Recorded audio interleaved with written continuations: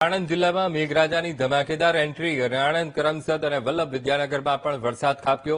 ભારે ઉકળાટ પછી ભારે વરસાદ પડ્યો। વરસાદ વરસતા લોકોમાં ખુશીની લાગણી જોવા મળી। ખેતીલાયક વરસાદ વરસતા ખેડૂતો પણ ખુશખુશાલ જોવા મળ્યા। આણંદમાં પણ એકાએક વાતાવરણમાં પલટો અને કાળા ડિબાંગ વાદળો ઉમટી પડ્યા અને ધોધમાર વરસાદ શરૂ થયો છે।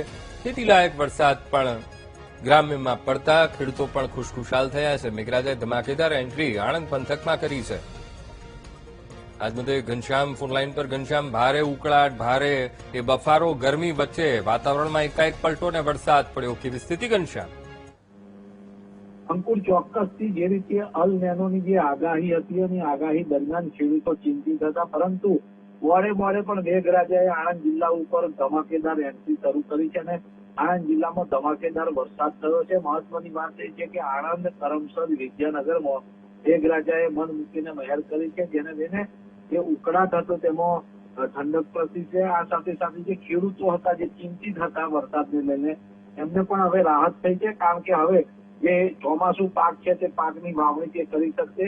હાલ જે વરસાદ છે તે ધીમી ધારે શરૂઆતમાં ઝડપથી આવ્યો હતો, પરંતુ ધીમી ધારે હાલ વરસી રહ્યો છે અને જે વરસાદ વરસ્યો છે તેને લઈને હવે ખેડૂતોમાં એક રાહતનું મોજું ફરી વળ્યું છે। અંકુર, બિલકુલ ઘનશ્યામ, સમગ્ર માહિતી સાથે જોડાવા બદલ આપનો આભાર।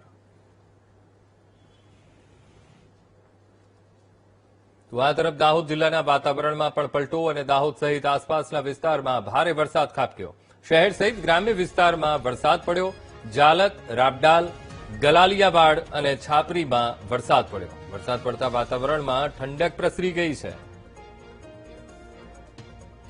તો દાહોદ પંથકમાં પણ વરસાદ અને માહોલ ચેન્જ થયો। દાહોદ જિલ્લામાં વરસાદી માહોલ જામ્યો છે। જાલત, રાબડાલ, ગલાલિયાવાડ અને છાપરીમાં પણ વરસાદ પડ્યો છે। એકાએક વાતાવરણમાં પલટો આવ્યો હતો। કાળા ડિબાંગ વાદળો અને ભારે પવન સાથે વરસાદ પડ્યો હતો।